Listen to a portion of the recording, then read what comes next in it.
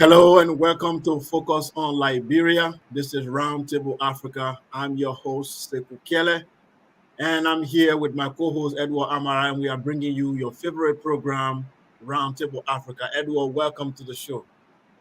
Oh, thank you very much, Mr. Kelly. And I also want to join you in welcoming our millions of fans across the globe. We hope this program is going to be interesting, interacting, and we are going to provide possible solutions to emerging issues in Africa. Welcome. You are free to make your positive contribution. Remember to be respectful and we follow what are being discussed. Right. Thank you very much, Edward Amara. And as usual, our topic here is news that made headlines in Africa. So we're going to be giving you some of the latest news that made headlines. Of course, not all of them, but some that we think might be of interest to you, you the viewer, of course. And that's why we are bringing this news that made headlines across Africa to you. Edward, what do you think of our today discussion? Oh, looking at the headlines that we are projected, I think they are going to be very, very interesting because these are touching issues. Many times things happen in Africa that make us to be saddened, to be moved, to be touched, and we come out of this with these things to discuss them. I believe if they come to the hearing of people by and large, do we understand that things are actually happening in Africa? We're positive and negative movement, but the best thing we can do, we can discuss them, is to discuss them and see how we can provide solution. And I believe that these are one of the few fantastic programs or stories that we have managed to tap hands on and ensure that we dissect them to the benefit of ourselves and even to the listeners. Right. Thank you very much, Edward Amara.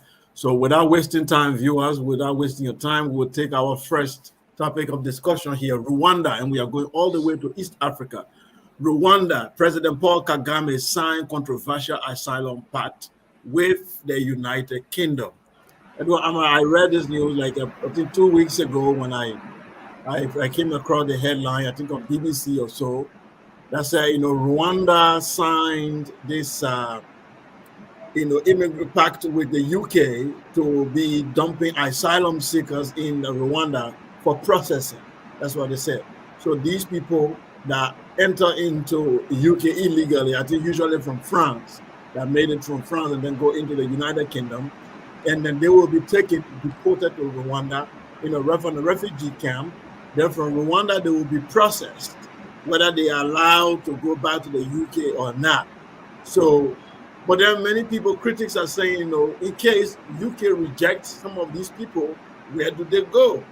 And I think Rwanda is taking the risk of saying that they are willing to accept those people to stay. And mind you, most of the refugees are coming from Syria, are coming from the Middle East countries where war-torn Middle Eastern countries, the terrorists are infected countries. That's where these people are coming from. And Rwanda is willing to take these people.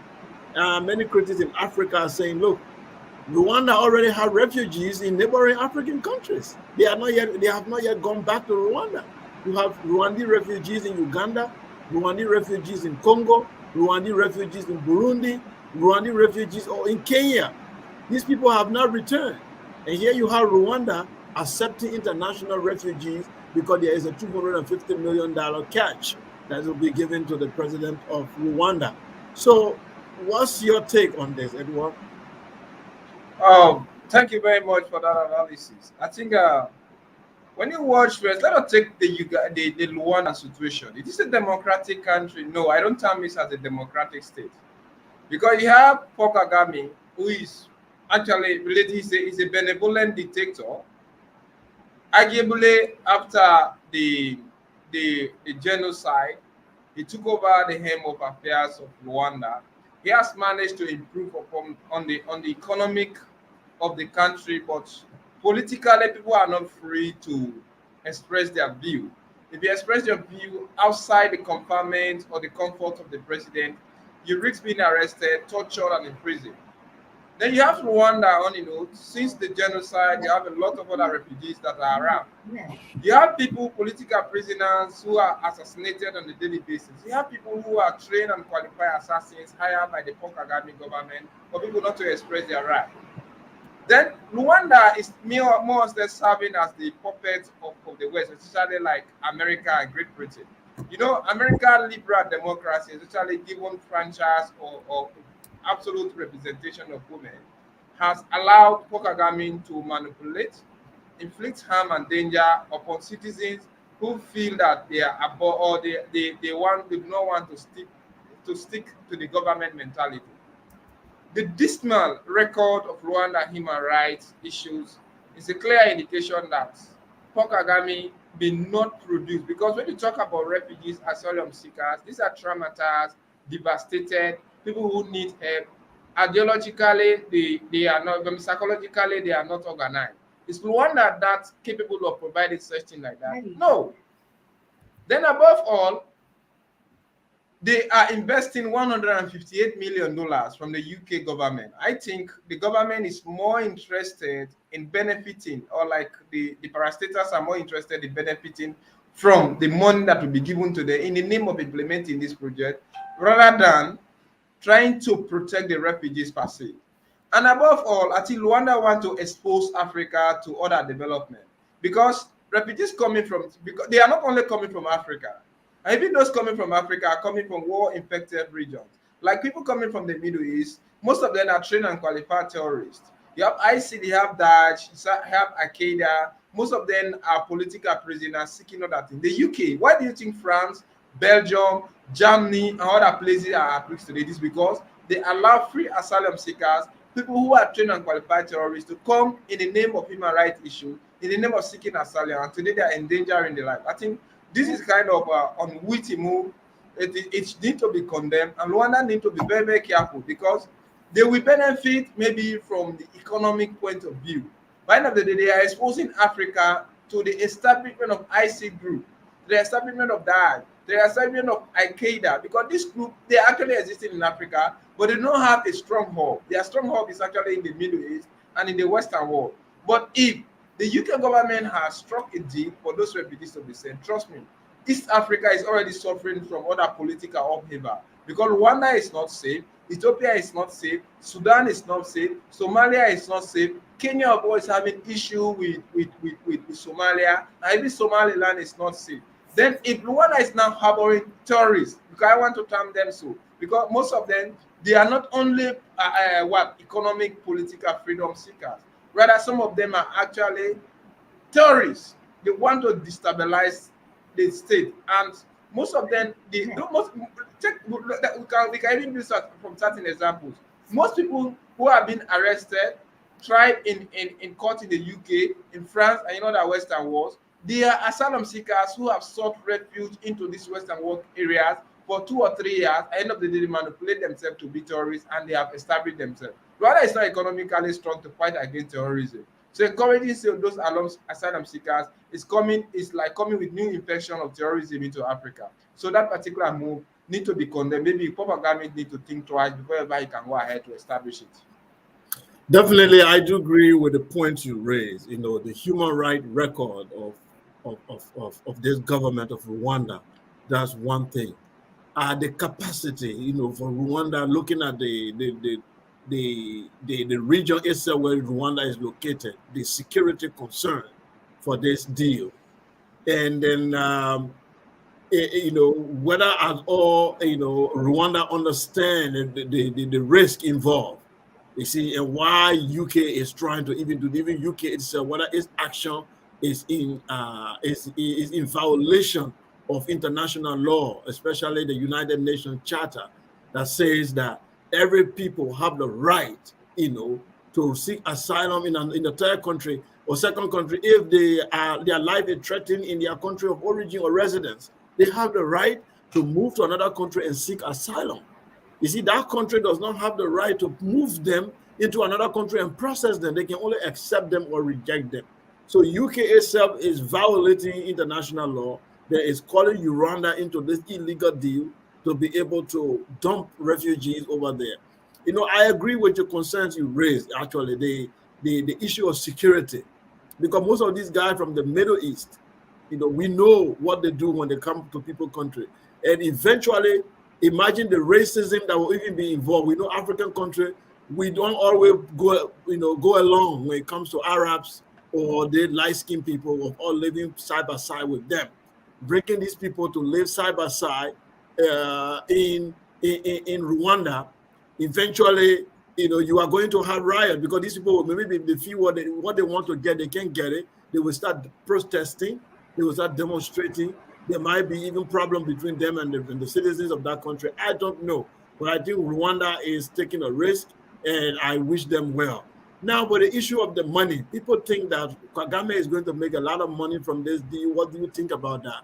Because I don't know, 150 or 250 million is involved. One So people think that 100. this will help to boost his economy. What do you think about that? Maybe it's a good deal. Yeah, but economically, it's a good deal because they are going to improve on the infrastructure of Uganda.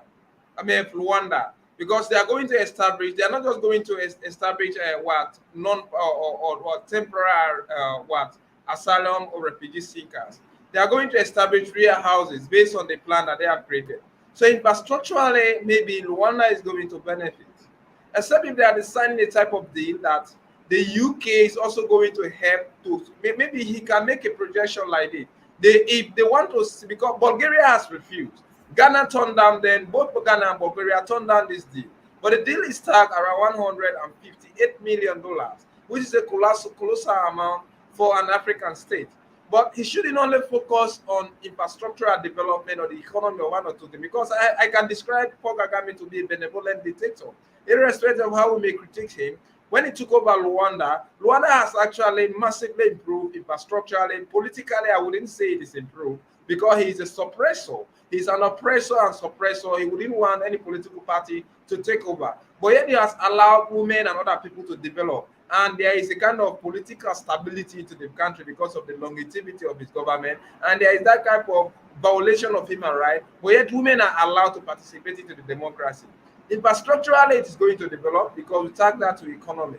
However, in terms of security, it is a huge risk. I believe that if those refugees coming from the Middle East can be introduced into Rwanda without proper trained and qualified securities, at the end of the day, they could do something very devastating. It could be a disastrous or catastrophic record at the end of the day. So what I'm going to advise, like, or my some of my suggestion could be like, you shouldn't only sign economic deal for a type of infrastructure. Then you should help tell the UK government to give these people expertise training, especially in terms of terrorism, how they can detect people who are of queer nature, people who have that intention to do anything like that could create chaos, or people who are even capable of establishing. Because when they come, they are going to come there with their religion. They are going to come there with their culture and whatsoever practices. And when you allow them to be doing such thing like that, they could easily breed up people who may devastate the Rwanda government. So let the UK also help them in terms security wise. They should train their security, improve on the training that they have, so that they can have the ability and the capacity to detect bad people like terrorists. Then that will be a healthier one. Bulgaria turned down, Ghana turned down. Not that they are not wise or they are unthoughtful. They do not see the economic benefit, but they are watching at the far danger or the danger that's ahead of it when it comes to terrorism. And most of those guys who are coming, they are not just ordinary asylum seekers. Some of them have something deep down into their chest. So Paul Kagame should think twice. Definitely, we hope that the Rwandese, and one unfortunate thing again, Adu, I think because, like you said, the political suppression, the lack of opposition voice in Rwanda has given Paul Kagame the free ride, to do whatever he likes. The positive aspect is that he has able to do some mega projects that have moved the country forward. But then, in terms of politics, in terms of political dialogue, he doesn't exist. So that's why he's able to do such a thing. If there was an opposition voice, like in the parliament, they could have maybe, make this deal very difficult, or at least they would have put in some stringent measures. Unfortunately, just because he's the only man who speaks in the country, he does whatever he likes. I mean, and you call him benevolent dictator, so let accept that. So And even the UK government or the opposition in the UK government bastardized the entire issue and told the Uganda people that you are exposing yourself to danger. Be very careful with the deal that they are signing. This is not something wise. But let's right. wait and see. Right. I am really not confident about this deal. Now we go to Togo, back to West Africa. MPs pass vote to join Commonwealth. I am confused. I am confused. Gave us a background to this story before I come in, because I'm looking at Togo. Yes, we don't want them to be in the France Afrique project, the dangerous and toxic neo-colonial geopolitics of France. We don't want them in that. But there is no alternative. There's no other alternative other than the Commonwealth, which is the Anglo-Saxon version of the France Afrique, of the common British. I mean, the British Commonwealth is just an image, or let me say, the shadow of British colonial rule. All former British colony are brought under one umbrella called the British Commonwealth. So we are even asking countries to leave this type of association organization and that make the monarch of England to be the leader of these countries. We've seen countries in the Caribbean trying to free themselves from the British crown. And we are seeing a West African nation trying to put themselves in this Commonwealth. Edward, tell us about is this a failure, the lack of intellectual progress in Africa, or what is wrong with African geopolitics? Oh, thank you very much, Kelly. I think the more you watch at our African leaders behave, the less understanding you get where Africa is going, especially those of us who are radical roots, positive radical youth. We watch at Togo, it's a West African state, got independent from France, I think in 1950, and it has been part of the La Francophonie. Then you have West Africa, you have the British speaking West Africa countries, Sierra Leone, the Gambia, Nigeria, and Ghana. They are part of the Commonwealth because if you are a former British Crown colony state, because of your political and historical belonging, you automatically become a constituent of the Commonwealth. Togo, being part of the La Francophonie, has never benefited much. Now she has decided to join the Francophone, the Commonwealth. The Marshall submission, the parliament has definitely voted on that. That they want to straighten their economic and language language structure. Togo want to become a bilingual country where Africans or other people around the world can have the opportunity to communicate both in English language and French. And that could help them to straighten their economic and political tie with Great Britain. But we already seen Togo being part of La Francophonie has never benefited much. The result of both Commonwealth and La Francophonie on Africa is very devastating. It is encouraging. And it is it is definitely non-pampering. It is economy draining. It has bastardized our political system and relegated our entire structural system. And today, we are only living to the mentality of the West. So when Togo opted to join the Commonwealth, it's a clear indication that Africans are not ready to live on independently. We are not ready to live beyond the mentality of the Western world. Okay, you have other countries. Let's assume that you're actually joining the Commonwealth for your bilingual structure to be straightened up.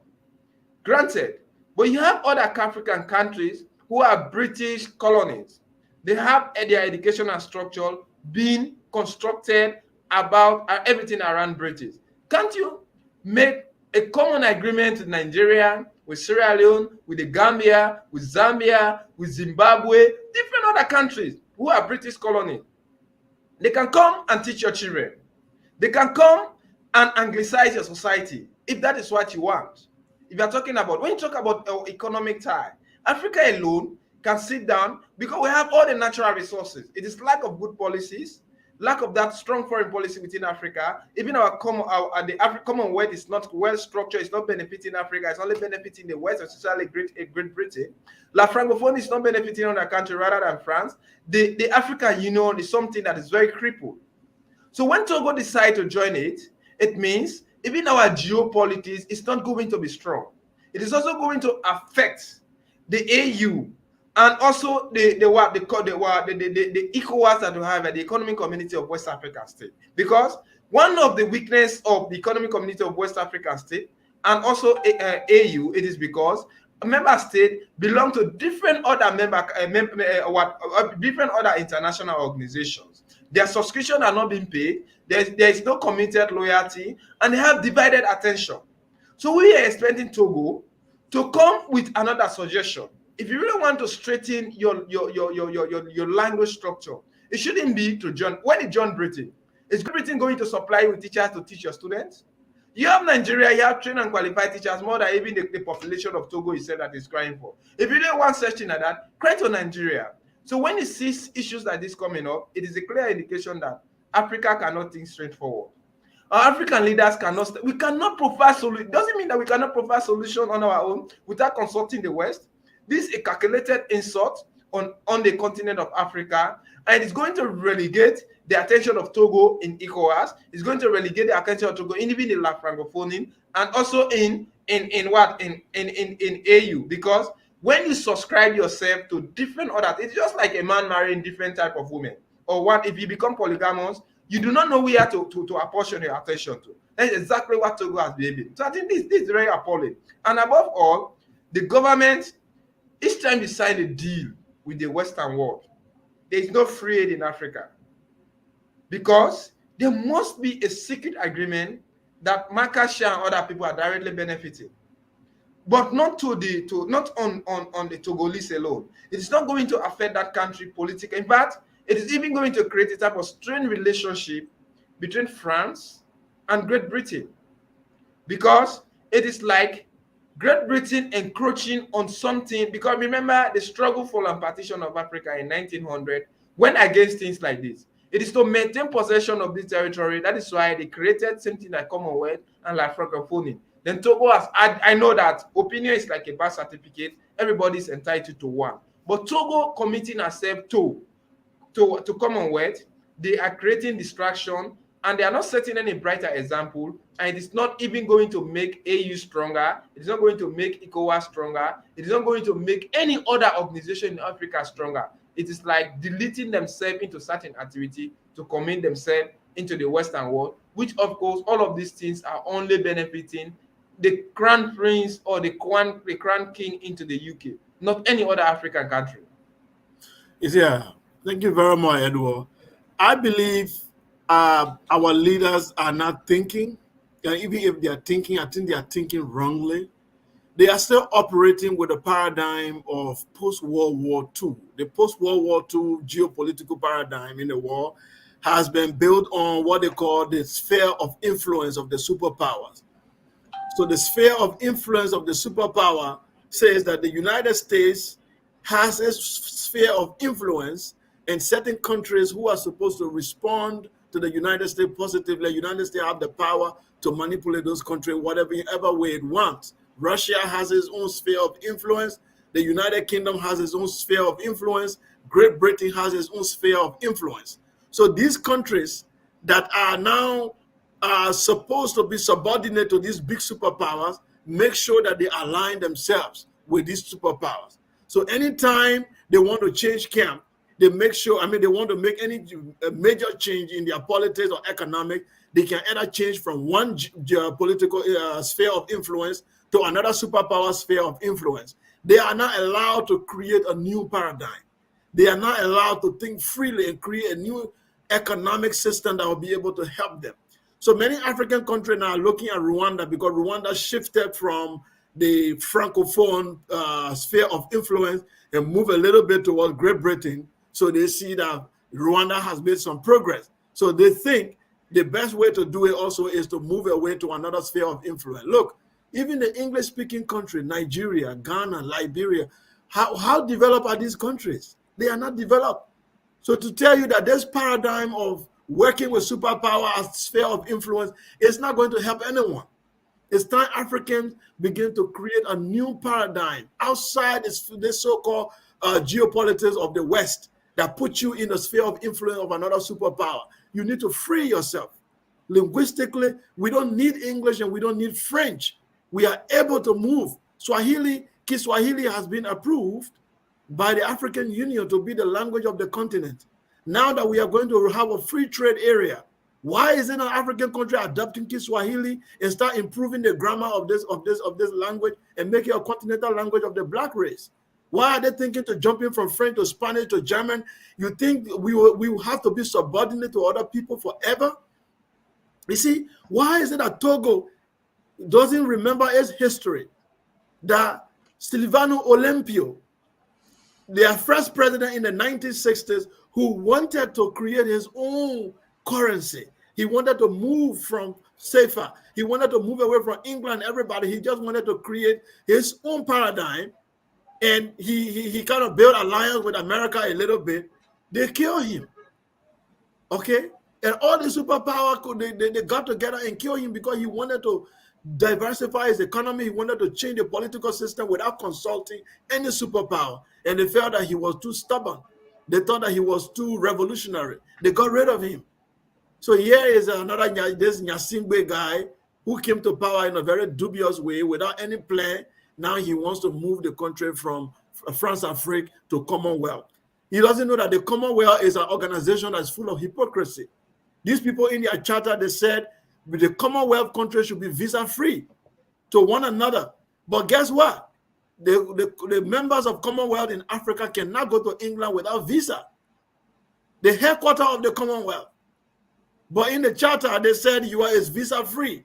But then they bar the African countries and Caribbean nations from going to England without visa. Can't you see the hypocrisy? You see, these people are not willing to help you. They are not willing. They're just looking for people to be under their own sphere of influence. The United Kingdom has moved away from European Union. Now she wants to maintain her own colonial sphere of influence around the world. That's all that's happening. So I hope African leaders really, I don't know whether we have thinkers. I don't know whether our university professors, our intellectuals are really advising our political leaders. Otherwise, I don't see the reason why Togo would like to align itself with the Commonwealth that is already failing, that we are hoping that a country like Nigeria will withdraw from such an organization. That's my own take, Edward.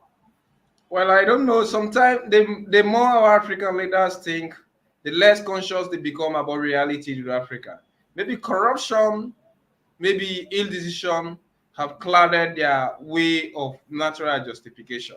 If I were Togo or foreign Yasimbi, who is the current president, because Nasimbi Eyadema, his father died sometime of 2005. Since then, he took over.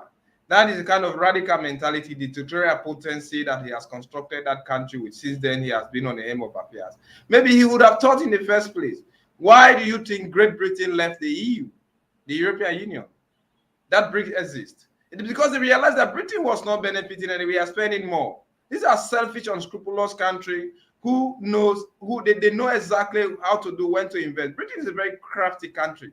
Great Britain and France, they're very crafty countries. These are political masters who have exploited Africa for quite a long time, and they just want to turn Africa like an exploitative ground where they can come and virus us with their mentality and take whatsoever thing that they are going. Why do you want us to join the Commonwealth? Then why are you leaving the EU? They should have read the papers that EU submitted, the Great Britain submitted to leave the EU. And today they have left. Then now Togo is subscribing herself to the mentality of the selfish, unscrupulous nature of Great Britain. And this thing is not going to benefit Togo in any way. It is not going to improve their bilingual structure very well. All what they want to do is to lay hand on certain things. And at the end of the day, they are going to establish. They should understand what is happening today. Why do you think we have problem into the Cameroon? It is because you have the Anglophone and the Francophone Cameroonian. Because when there is a difference in the barrier in language, the culture also change. Their mentality also change. Confrontation whatsoever thing. Togo should be very careful. But in the long run, this may not benefit the country. Intellectually, they may think so, but it may not benefit the country as they hope it should be. So definitely. I think foreign Yasimbe should be very, very careful. Definitely, my brother. The salvation of Africa, the oracles have said it. African intellectuals have said it. Thinkers, the great thinkers of the continent have said it. The salvation of Africa is the integration of Africa. Political integration, economic integration, cultural integration. The salvation of the black race. lies in the integration of Africa, cultural, political, and otherwise. We have to integrate until we are able to think that we need a common language. What does speaking English with Great Britain got to do with improving Togo? Has Ghana improved? Has Ghana become an economic powerhouse? Has Nigeria become anything better? Has English-speaking countries in Africa, are they better off? We are not. Just to be able to speak English and go on TV and be able to communicate with the rest of the world, is that what you call progress? Chinese don't care about that, but they are progressing. So I think this is a backward thinking on the part of Togo. With that, we will take a short break. When we come back, we are going directly to Ivory Coast to discuss something important. At Focus on Liberia, we discuss everything Liberia, from education to politics, arts and culture, entertainment, agriculture, history, religion, family, and technology. Focus on Liberia uncovers and showcases the best of Liberia and shows the world the truth about Liberia. We educate, elevate, and promote all things Liberia. We conduct interviews, panel discussions, debates, and more. Tune in to Focus on Liberia on Facebook and YouTube and be a part of the stories that make up the news. This is Focus.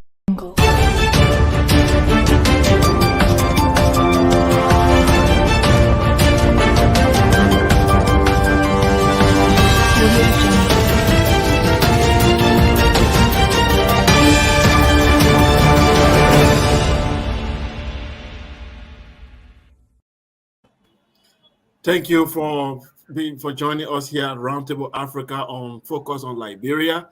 We are discussing here the news that made headlines in Africa.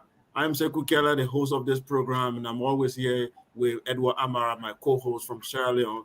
And we are going now to our third topic of discussion. Ivory Coast, Drogba lost a controversial bid to become Ivorian Football Federation president. Edward Amara, we are into sport now. Didier Drogba, everybody is a household name. Around 2005 or so, he was the golden boy of Ivory Coast. The Chelsea international, the guy has made a lot of headlines in the world of sport. But he retired, and now he can come back to his country. He wants to improve the football federation in that area, but it seems that the people are not electing him. I think this is the second time he's contesting for this office, and he always lost. And he lost is not just, and he lost massively. Like in the first round, they knocked him out, and he didn't get sufficient vote to even go to the second round. So people are wondering why Didier Drogba, his supporters are saying Drogba has the connection. Drogba is able to improve the football federation in Ivory Coast. Drogba is able to send a lot of players to join international clubs because of his connection in the international clubs. They said Drogba is able to make way to bring funds to generate funds for the Ivorian Football Federation. So why are Ivorians rejecting this great opportunity? They have a son who is connected to the rest of the outside world, and they are preventing him from holding this prestigious organization of sport. On the other hand, the critics are saying that Didier Drogba is playing the African elite card. The African elite card, which is disassociate yourself from your people, be on top, and connect yourself with Europeans. And whenever you need position in Africa, you just come, fly your plane down, and then the people elect you, and then you do what you want to do, and then you have your break and your breakfast and your dinner you have in England, then you come back and work with people. Disconnected from your people. This kind of bourgeoisie attitude. So they said that Didier Drogba is not connected to the people. Didier Drogba has not even created a football club, allegedly. I don't know if it is true. He has not been able to grow a club in Africa to a very good standard. Didier Drogba has not established himself among his people. He's always in Paris. And since he retired from football, he has always been in Europe. He only comes down during election period. So they said that for such a person to run the federation, they think he's too disconnected from the people. That's why they did not elect Didier Drogba. What's your take on this? Oh, thank you very much. What can I say? I think the Ivorians are learning very fast. I am a Chelsea fan. I'm a big fan of Drogba. If I started supporting Chelsea in some part of 2003 in the name of Drogba when I was very young, just grew up and started. I say, oh, because of Drogba, Didier Drogba, the like of Michael Essien, Makalele, but Didier Drogba was one of the names on the hem of appear in football and throughout his retirement. Kudos to him, he made Chelsea to win the Champions League and he made Africa very proud because to be an icon, to even win the Golden Boot into England in the English Premier League as an African, he was the first person. That was a fantastic construction of his sporting football or profile. Having underscored that, I don't think whether footballers are politically competent. They aren't. So you have seen a lot of retired footballers into Europe. They are coaches. They're not rushing for political position. When they call you the president of your country football association, you should be politically competent because it only takes policy to learn, the politics to learn you into that particular position. You have seen Zinedine Zidane, like you talk about Iniesta, and other great coaches like Guardiola and other people. They were once footballers, but they decided to enroll themselves into coaching because when you are coaching, it got nothing to do in politics. But immediately you become the head of your country football association, it establishes you as a football politician, and you must be politically grounded to run it. And let us watch at it. You must understand that all prison officers are prisoners, but not all prisoners are prison officers. Maybe all football federation coach heads or president are capable of becoming coaches, but not all footballers are capable of becoming football federation head because they are politicians by nature. Drogba, for crying out loud, to give him credit, he's not a politician. He is a football celebrity. He knows how to make things happen on the pitch, not outside the pitch. He's not politically constructed to lead the Ivory Coast Football Association. And if he were so, he would have understood that not only advocating for the Ivorian War to come to an end, that is a generality. Maybe if you come to politics, people will support you. But when it comes now to heading a football federation, there are certain things you need to do. If he had actually that in mind, the first thing he would have done, maybe create football academy. Encourage people who will even vote. It is not politicians that are going to vote for you because you have people ahead of your country clubs. You have the Ivory Coast Football Premier League. These are some of the people that will vote for you. You have like the referees, you have the secretaries, and other people who definitely vote for you. Why didn't you create football academy? Have a lot of clubs into over there who you own directly because of virtue of fact you are the CEO of those places. Immediately buy them over. He thought that being in France, helping to end the African Civil War, will make those people to be blindfolded to vote for him. You have other people who are West established footballers, they are there. Of course, he has a clinic over there. But how many nurses are going to vote for him? Maybe he would have stood for the position of the head minister because of the clinic or the hospital that he establishes in Ivory Coast. People who would have voted for him. Maybe if he had decided to vow in for what? For like an MP or senator or House of Representatives, they would have voted for him. But he came in purely what? To become the head of Ivory Coast Football Association. He has played for Ivory Coast. Granted, he did not win even the Nation Cup with Ivory Coast. In 2012, he went against Zambia. They lost on penalty when he was given an opportunity to score the only goal in goal. Maybe that would have made Ivory Coast to have won that particular Nation Cup in 2012. When Rainford Calabar, Katongo, Mulenga, others people from Zambia, they won it. So I think the investment of Didier Drogba in terms of Ivory Coast development has not been done in sports. Rather, it has been done in politics, in terms of health and whatsoever thing. So for now, the people may not reward him because of the war that helped to end into Ivory Coast. They may not reward him in sporting because of what? Of the clinic or hospitals that he created. And you also watch at it. Footballers are not good politicians, let's agree. Samuel Eto'o today is the head of of Cameroon Football Association. Kelly, just after CAF tournament, Cameroon has not been able to pay its employees that they employed to stage that particular 2020 tournament, which was conducted in 2021. Cameroon is unable. Out of the 90 buses that we are responsible to transport all national football teams to and fro, 89 of them has got missing. The only one that is now found into Cameroon is the one that the national team is using. Our brother in Liberia, for crying out loud, he's struggling. So you are watching it into the Western world. You have footballers who are well celebrities. They're involved into direct coaching, not in politics. I don't think investing into politics is the right investment for our footballers, our retirees who are footballers. They should invest into coaching, not coming into political affairs. If Drogba was a well-grounded political system, he could have been. And even when you watch at their education, not all of them, most of them, these are honorary degrees. These are Dominion graduates that they call them like in Sierra Leone. They can buy this degree overnight. Because if you are gone into a well-organized schooling system, you went through your alma mater school, or your school of graduate perfectly, you did constructive college, you can even know how to run politics. These guys may be educated today, but they are not educated in time of what? Academic proficiencies.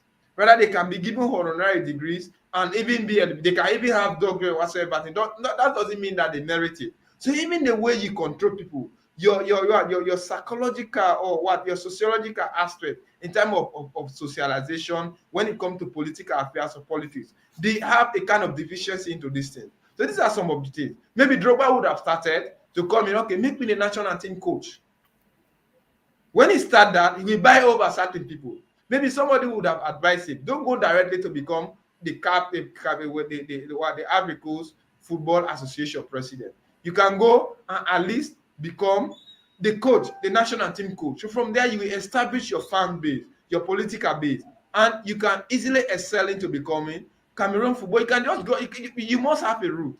He doesn't have a route of becoming a footballer. He has a fame, but he is not politically famous. For you to be politically famous, you must learn. You can, when you want to be, as I said, not all prison officers are actually, not all prisoners are all actually prison officers. But all prison officers are prisoners because they know the characterization of prisoners and they know how to handle them. But not all prisoners are actually prison officers. That is why normally they are caught. Definitely. Thank you very much, Edward Mark. That's good analysis there. Didier Drogba, I love him too. He's my man. But definitely, politics is quite different from football. And I think he has taken the first pill and he understands that now. Let's move to our next topic here. African leader congratulate Macron on election win. What is next on the France-Afrique geopolitics? This is another interesting topic here. First of all, let's deal with the French politics. Emmanuel Macron, centrist, as they call him, he is not a far right. He's not a leftist. He said he's a centrist. And when he came to power, a few years ago, African leaders thought this was a man. He's a young man. He served he worked actually as an interim, and when he was working as in the embassy in Abuja or Lagos or so. So he actually worked in West Africa many years back before he joined politics. He worked there in one of the embassies. So they felt that this man understands, he's a young man, he understands Africa's problem. Perhaps if he becomes the president of France, he will kind of allow African countries to get their freedom and move away from this franc CFA and be able to chart their own way forward. But they found out that Emmanuel Macron did not do that. He came into power and he continued exactly what his predecessor had left. In fact, he tried to create a new way to deal with Africans, and that is to give the impression that everything is okay, that every Africans are free, that Africans are now making determination on their own. But in reality, underground, it continued to be the France-Afrique geopolitics. One of the way he did it was the change of France CFA to ECO, when he hijacked the ECO project in West Africa and decided to make it his own. And now it will appear as if he succeeds, it will appear as if West Africa now has a new currency, when in fact it will be the pro-France echo, which will be another version of the France CFA. So Emmanuel Macron is very cunning, and he has continued the France-Afrique project, but now he has been re-elected. He defeated the far right, Marine Le Pen, and our Africans leader are pouring in their congratulatory messages. Some are saying that is a new dawn, and I think it's a continuation of the France-Afrique geopolitics. We've seen what he has done in Mali. Mali is paying a heavy price for rejecting France, and this is where we are. Edward, I think nothing is going to change, and the Africans themselves decide that they are going to say goodbye. There will be no leader in France that will come up and then make a change. Because what people forget to understand is that it's not a love affair. Politics and geopolitics is not a love affair. These are principles. Countries do not have friends. It's not that Emmanuel Macron doesn't love African or he loves African. He operates based on the playbook given to him by the system in Paris. The French geopolitics towards Africa is France-Afrique. And Emmanuel Macron, if he goes against that, he will pay the heavy price in Paris. So he has to do exactly what has been designed. You see, the USA has its own foreign politics and geopolitics towards Africa. And Africans, they don't care whoever is president in America, they are going to continue on the same project. The same thing with England. So it's not a matter of changing president in Europe. The policies remain the same. The geopolitics remain the same. The commerce, the rules, everything remains the same. For them, is to keep Africa impoverished, manipulate our politicians, put in some of the worst people in power so that they can help their economy, so that they can help their industry to improve, while Africa remain a farm. This is their geopolitics and their plan towards Africa. So that's not going to change. So I don't think Emmanuel Macron winning election is any kind of a change. I think it's just going to be a continuation of the France-Afrique project until Africa is ready to break the chain. What's your take, Edward? Yeah, I perfectly agree with what you are saying. In the first place, when we watch out Emmanuel Macron, when he won the election, he said Emmanuel Macron is socially arrogant, and he has won the French election again. Of course, I agree with that. Macron is socially arrogant, and his election as a young man for another 5 years, he congratulated everybody. Of course, Le Pen came out. She said she thanked him. She thanked those who voted for her, and she's not going to change. Even at 53, she will still remain with the French people. But either Le Pen or Macron, if Le Pen has won the election, France's foreign policy with Africa wouldn't have changed. It is a clearly written, protected Holy Bible for them. Nobody touches it. When Donald Trump came into Africa, in America, the policy of America towards Africa remained the same. He only came with some social problems because almost every leader have certain attitude problems. When Macron came, he did not change what he made Jacques Chirac establish. Nicolas Sarkozy was the same thing. So it's just like the continued exploitative mentality of France towards Africa is not going to change. Why our leaders we are congratulating him for? To congratulate him to continue exploiting French Africa? Congratulating him to continue to destabilize places like Burkina Faso, places like Mali, places like Guinea, places like Chad and other people. What are they congratulating him for? Sometimes you may think that our Africans need to borrow better brains, especially our leaders. Sometimes they do things as if their brains are on holiday. It was not anything good, because we have seen how Macron has relegated France's relationship with Africa, and how he did not change anything as a young man. He created more harm than danger. It is under him that we have seen all our African countries are not striking. Nicolas Sarkozy had acrimonious relationship with France, Africa, even Jasiriak and other people. But see how things have heightened under micro. People should understand that the West, especially like France, America, because and also Great Britain, they have colonies into West Africa, into other African countries. Their foreign policy, no leader touches them. Whenever you come into power, you protect it because it is there to empower their own economy and relegate the African states, their colonies. So there is no need for us to congratulate and be happy with them. For crying out loud, when Obama, who is a Kenyan by descent, came into power, what benefit did Africa have on his leadership? Nothing. Instead, we established gayism and lesbianism into Africa. When Trump came, he hampered the relationship with Africa more. So we are still left in a disadvantaged position. So our brothers who are in elected opposition, when these guys win over power, they call to congratulate them. We are not happy because there is no submission being made in behalf of Africa that will benefit us. They still meet that agenda, and it's a continuation thing. Irrespective of a rightish, a leftish political party, be a communist, be a socialist, be a liberal democracy, even when it's a even when it's a government that belongs to the military board or a kakistocracy government, they take over, they still continue to maintain that policy. I think Africa should revisit the foreign policy that they created with France, the foreign policy that they created with Great Britain, America, and let us have some equal time. But the times are not just equal. That is why almost when they come, they maintain that same time.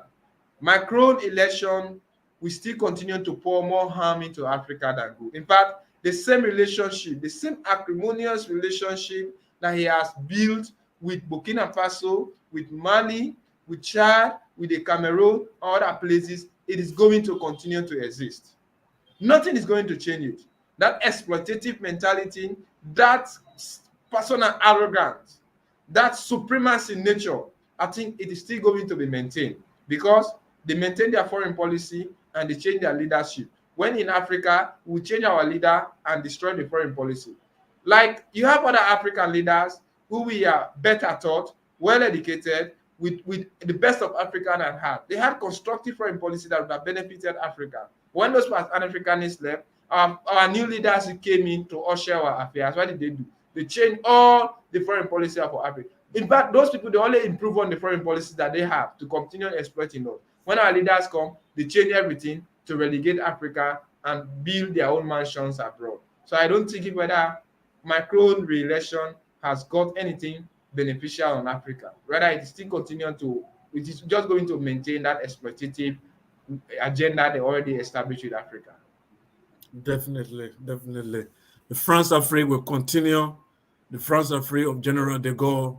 General de Gaulle created it because he saw the colonies were demanding for their independence. And he said, instead of them to bring the fight to us, let's take the fight to them. Let's pretend that they got independence. Let's make them believe that they got independent, but in reality, the independent will be an independent of flag. But their politics and economic sovereignty, they will never get it. They will remain attached and subordinate to Paris forever and ever. This was the brilliant design, or if you want to call it brilliant or mischievous, but that is the design of General de Gaulle. And when General de Gaulle designed that system, it has worked. Every African leader since have fallen in place, except our beloved Thomas Sankara and some of the great other leaders who refused to follow the policy, and they paid a great price. That brings us to the fifth point of discussion here. Burkina Faso court has sentenced former President Blaise Compaoré to life in absentia. Now, Edward, this case has been going on for a while now. President Roch Kabore started it. Now this new guy is in power, the military guy. For me, this court, since they started this trial, I felt it's good. We want justice. We want to know who killed the former president. But all I felt is just the same African, trying to play politics over everything. This is just to score political points to show to the people, because the sentiment in Burkina Faso today and all of Africa is that people are mourning Sankara. And so they have to do this to show that they are on the side of the people. But have they really done investigation? I know that we were going to sentence Sankara, but what about the order that came from Paris? Who is going to talk about that? We know that it is the French secret agents that ordered for the execution of Sankara.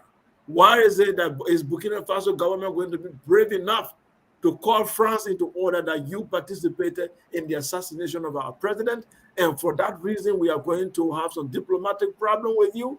They are not willing to do it. And we know that it is France that assassinated Sankara. Yes, Blaise Compaoré was involved with other colleagues, but they were used. They were used to achieve this agenda. You see, this is the position I always take. Even in the Liberian Civil War, all the actors there were used. You see, the external force is always the one that instigates all these things. And the other people on the ground are just used because they see the money available, the opportunity to have position. But the real plan and the agenda come from abroad. And this is what happened in the case of Sankara. So for me, sentencing these people in absentia, sentencing their life, I appreciate it. But we continue to mourn Sankara. We continue to mourn Thomas Sankara, one of the greatest mind ever produced on the continent of Africa. One of the things Sankara have done, the African leader today we don't see. In 1986, he called a conference. In that conference, he said, I am about to build an organization called the Black Institute. And he said, I want this organization to answer two questions. The first question is, what has the black man done since he put his foot on this earth, from our ancestor onto this period? What have we done to contribute to humanity? That is our collective history. He said, I want it to be documented and be institutionalized and be used in our geopolitics, in our educational system.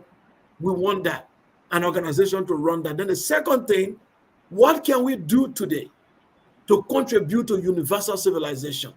We cannot just sit and be consumers of European-made cars, European-made shoes, European-made ammunition, European-made everything, including language. Even the God that we have is made in another continent. The religion we have is made on another continent. What can we do to contribute to universal civilization? We must answer this question if we must be partakers of civilization.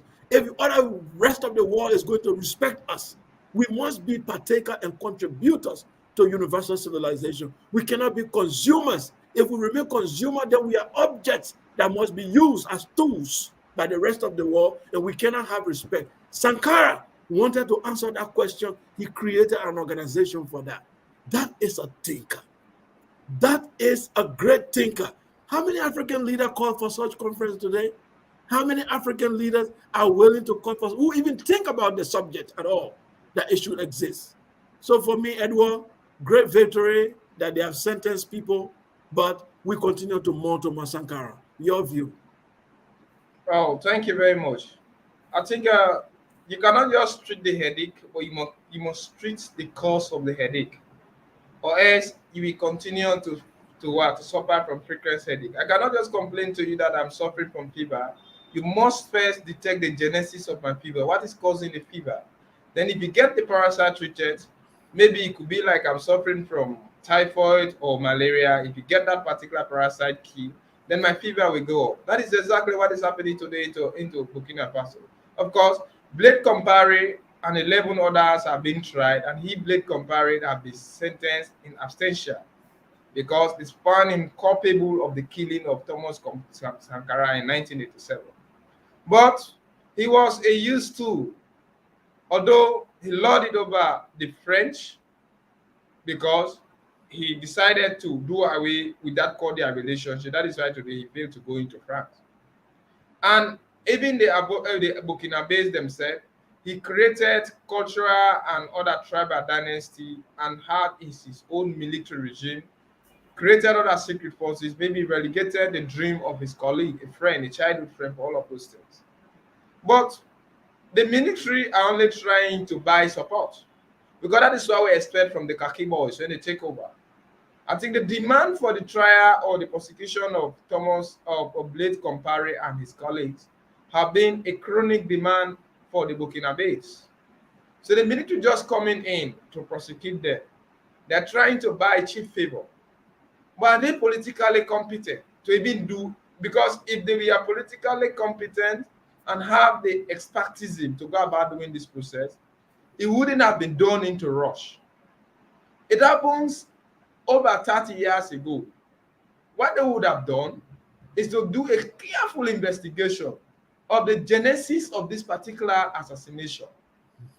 Recommendation would have been made. Countries who participated into it. Why do you think the West they take 30 or 40 years to investigate a crime, at the end of the day they prosecute you? But these guys are just rushing. So those whom they use, they are not going to be those who use those who we are used, they are not going to prosecute them. So we wanted to know the orchestrators, those who plan everything, those who engineer everything, then to know to also arrest those who they are capable of engineering. Those whom they engineer, we are comparing and others. But those who engineer the process is France. What are they doing? They are forgetting about all of those archives. So it's a rush trial. Even those guys who are advocating for the trial, they are not giving, or the accused are not given adequate opportunity to express themselves. So maybe it's a political blunder. It's a very good precedent for let impunity not to be established as a culture into Africa. However, it must be done carefully, diligently, so that no stone should be left uncovered. But the manner in which they are rushing with it, it is not going to be done to the satisfaction of the trials. So it is going to be involved in a political biasness is definitely going to be involved here.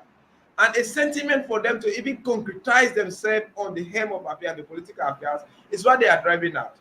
This so-called man who is now the head of Balodi, who is the head of now Burkina Faso government, was one a presidential bodyguard to Blaise Compaoré. And he also knew Thomas Sankara very well. If a thorough investigation can be done, maybe he also can have something to explain.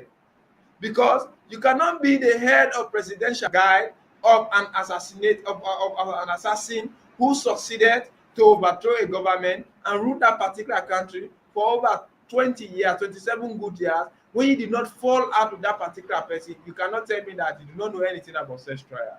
Right. People would have interviewed him. You have seen certain countries, when they are doing certain crucial trials, they will even call the person who, when Jovenel Moïse was killed, the prime minister, Joseph and others, they have been interviewed to know their hands or what role did they play into the assassination of Moïse. We are not seeing that into Burkina Faso. Most of those guys who are now leading this khaki government of Burkina Faso, those khaki boys, they know exactly about what killed Thomas Sankara. Those military guys.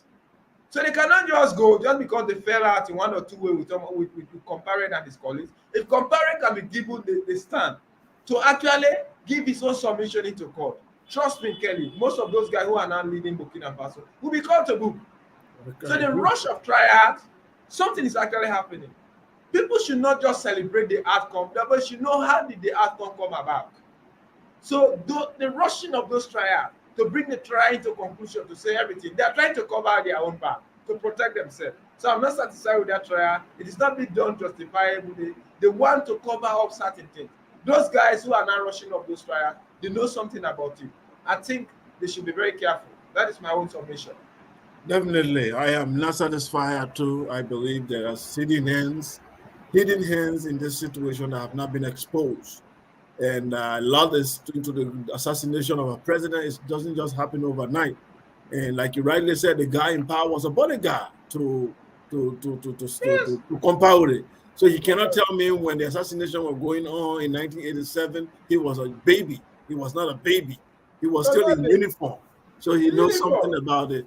So it's very, very unfortunate, that they just did a hasty trial just to score political point. That's all I see. So now we take the final point here about Liberia. And I'm going to share this article. Liberia, it said Turks were deported in exchange for Turkish investment in Liberia. New detail revealed. Edward, tell us something about this Front Page Africa article concerning Liberia and Turkey relations. I think let's watch first. Turkey. You have a very controversial and unpredictable leader at the help of Africa. Recep Tayyip Erdogan. The man standing over there, he used to be a prime minister of Turkey. He changed it to what? To presidential affairs so that he can have absolute power over the affairs of Turkey. And we normally say absolute power corrupts system, absolutely. So Erdogan, Recep Tayyip Erdogan, is now the supreme leader of Turkey. And in 2014, allegedly, he said there was an attempted coup to overthrow the democratically elected government of Turkey. What he did, he declared a state of emergency. The Turkey radio television network, that is known as TRT, was shut down briefly. Over, over 70,000 of civil servants were sacked. People in military uniform were hunted. Some people were jailed for life. Guli, who is what an evangelist by nature, was accused of being the orchestrator of the coup, and he sought asylum into America. And he accused the American government to be the supporter of that particular coup d'etat. And America forced him to release that particular Christian brother who was said, claiming that he's an American citizen. So now he eliminated most of those people who he felt we are threatening his political ambition. Now Erdogan, and when you watch at Turkey, is an intercontinental country. It is part into Europe and passed into into Asia. And it is only one of the few countries who is part of NATO, but it is not part of EU, because it is not being run on liberal democracy. And you cannot be part of EU when you will not be part of EU when you are not running a liberal democracy. And that is the exact government that Erdogan is running. Erdogan is one of the emerging world leaders into Europe. He's unpredictable, he's unscrupulous, and he's somebody who is definitely not afraid. And he's not even afraid of trampling upon his own political opponents. In Turkey, you have a type of weak democracy over there, where political opponents do not have the right. His tie with Russia is strong. His tie with America is strong. His tie with Great Britain is strong because he is seated in the Middle Eastern belt. It is just resembled places like Egypt, places like Russia, places like Israel. And he's a serious political contender. He also wants to sprang up like Vladimir Putin that we're having today into Russia. And on numerous occasions, he has gone into armed deals with Russia. America has not been happy with that. But he has managed to still establish a relationship with all of these countries because they all need them. And he's one of the invaders of Syria.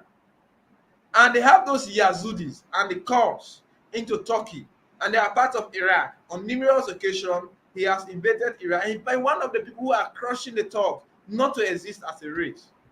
He wants to do away with them, just the way Saddam Hussein and others almost did away with the Yazidi into Iraq. So now coming into Liberia, Turkey as Russia is playing a hardball into Africa just as China. They want to get an economic and political strong base into Africa. Now he has extended his tentacle into West Africa, coming to establish a relationship with what? Liberia. He also has investment into Sierra Leone. He's investing into rice and also in energy. And they are now emerging. It is a strong country for economy. It is over 80 million of people. So Turkey is a relatively strong country. Let me just try to give myself light. I just lost light here. Turkey is a relatively strong country. So now, in Liberia, you have ordinary Turk citizens who are living there, they are investing. But one thing about a political dictatorial government like the one Erdogan is leading, they do not allow private individuals to do investment in the name of the government. They do it because they want to have political connections. They want to have economic connection. And they want to have a strong bilateral relationship with those people. And if you want to invest in the name of Turkey into any other country, you should be on the good books of Erdogan. As long as you are falling apart with Erdogan, your establishment will not go. It is just like Vladimir Putin that we're having into Russia. If you do not have a strong relationship with Putin, it means your establishment, your business entity cannot work. Those talks were deported. They were deported because Erdogan wants to take over. Mind you, Liberian government has already signed a deal, or they are on the bar. I think the 6th or 8th or 9th of May. They are going to establish what? A kind of bilateral trade relationship with Turkey that will strengthen Liberia's security, economic, and also its infrastructure. In terms of electricity, the infrastructure development, the electricity, and security. But you cannot have ordinary talks investing into Liberia when Erdogan want to do investment. So what they need first to do is to do away with ordinary citizens of Turkey who are doing investment into Liberia. And for him to come with a holistic one, because he does it, he's another benevolent dictator. Actually, he has managed to improve the economy of Turkey. Infrastructurally, he has improved it. Politically, Turkey is strong. Electronically, they are moving. Their lira, because of the lira is also suffering another inflation because of his as political acrimonious relationship with America. But it has been sustained a little bit. But as long as you do not have strong relationship with Erdogan, now look at him. That is he and George Manawiya. He has struck a deal with him. And he was in Ankara. Mind you, before this time, the capital city was Istanbul, but they have now changed it to Ankara. Personally, they are actually developing. So as long as he has gone into personal agreement with the government of Liberia, now he wants to see Turkey investing into Liberia, and it should benefit the government of Turkey, not private individual. Turkey also want to create something like a socialist state or the communist. So everything should be directed and it should be controlled by the state, not individual. So when those talks are deported, not that they are terrorists, but it is because they do not even have good relationship with the government. Some were even deported from Uganda. So if you want to do personal investment into foreign countries, it should be Erdogan on the helm of affairs, not ordinary citizen. Anybody doing investment who is a Turk citizen but not in connection with Turkey and the government that is led by Erdogan, you are not found into the good book. That is why he has said he's a power monger, selfish, unscrupulous, but a benevolent dictator. He has actually managed to improve. But normally they come with exploitative mentality. So I think George Manawiya should be very careful. Because at the end of the day, they want to become politically powerful and they seek raw material. George Manawiya, with all due respect, should not be gullible into signing any deal with the Turks, especially the one that is led by Erdogan, because they are very crafty, and this man is a dictator. This man is not a Democrat, and you should even be very, very careful to know the type of investment. Some times ago, he released planes to go and bombard Libya because he had investment into gas over there, petroleum, other things. So he only invested into Libya to fight against Khalifa, the general, because they were threatening his investment. So I was expecting him actually to have gone there to help liberate the Libyan government. Instead of just, when he felt that Khalifa, the general, was trying to threaten the presence of investment into Libya, that was the only time he released his jet bombers to go and bombard those areas. So this is an unscrupulous guy. He's a very good person, but when you are dining with the devil, you should always remember to use the long form so that you should know what he's trying to inject into the food. Thank you very much, Edward Amal. That's a brilliant analysis there of this entire issue of Liberia and Turkey. Definitely, Erdogan is an autocrat, and we know what he's trying to do. He is like Putin. He's the one-man show in Turkey, and he wants to nationalize all the companies that are connected to Turkey, even international one. He wants to nationalize everything. So whatever he cannot nationalize, he kills it. So this is exactly what he wants to do. And I'm sure African leaders, he will find good allies in Africa, because all our presidents are autocrats, or they are dreaming to become one. All of them hope to become one. So it will be very easy for Erdogan to find allies in Africa. But they should be careful with him. He has an agenda of expanding his Ottoman Empire. He has this feeling of just like Putin wants to revive the Soviet power, Soviet Union. This guy is trying to revive the Ottoman Empire. That's what he's trying to do. So people should be careful with him. Africa interest first, Liberia interest first. Liberian government should put their own interest first. They shouldn't just see it as pleasing Erdogan. If it is something that Liberia will gain from, they should look at it very well and put the interest of the country first, and not put the interest of this guy first, because he's an autocrat, he's a dictator. So thank you very much, ladies and gentlemen. Thanks to our listeners and viewers. Once again, we've come to the end of this program. Edward Amara, please give your closing or your final remark before we close. Thank you very much, and thanks all those who commented on the program. Though we are unable to read their comment because of the timing, we promise to read them next time, and we hope to improve on our programs. Maybe if we have the time, we may be coming within maybe 1 or 2 times within the week, as long as we slate our time and we find it comfortable. We promise to be coming with interesting story to dialogue on it. We should remain peaceful. And I also want to congratulate Sierra Leone today, because today we are all babies. We are 61 years old today. Sierra Leone is 61 today. Oh. Today, on the 27th of April, 1961, Sierra Leone became an independent state. And on New Year Day, 1808, Sierra Leone became a British crown colony. So it was only on the 27th April 1961 Sierra Leone was finally pronounced to be independent. Unfortunately, we are living our independence so quiet because of the economic devastation, compounded by the war between Ukraine and Russia, and above all, the sentiment of the COVID-19 is all around. Our president gave a beautiful speech on some of those things we analyzed, and believe that together as a nation, we shall move forward. Thank you. Definitely. Thank you very much, Edward Amara. And we say happy anniversary to our brothers and sisters in Sierra Leone, to our sister nation, Sierra Leone. We wish you well. We wish you long prosperity, peace, and unity among these people. And we wish the government well. From behalf of Focus on Liberia, we wish every Sierra Leonean the best as they wish for themselves. And thank you very much for being good neighbor of Liberia. So with that, we've said thank you, and we've come to the end of this program. We are Liberia. Liberia is our home. Liberia people.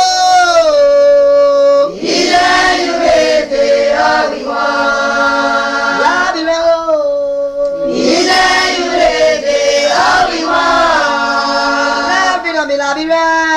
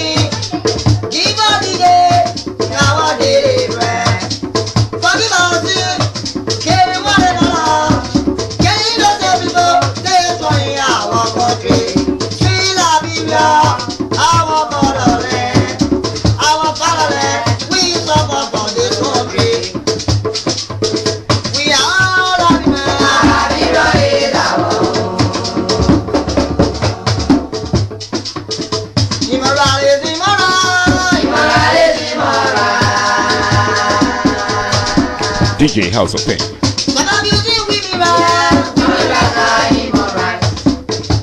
Yes, I like this one. Him alright, yes, him alright.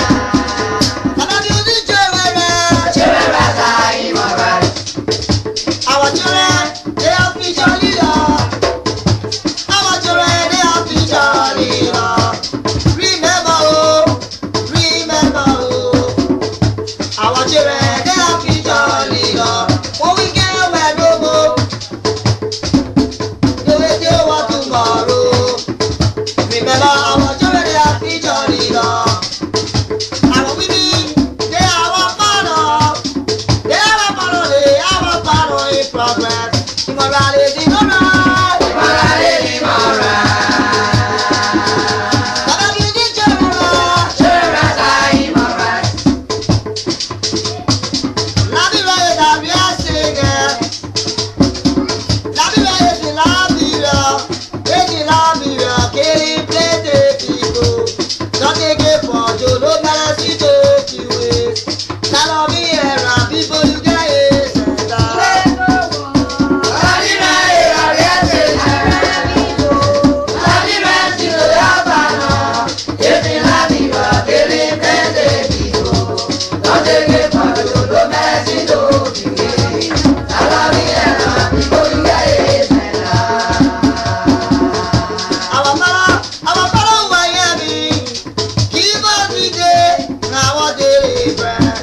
Yes, one. One I win. I want you to know they are future leaders for tomorrow.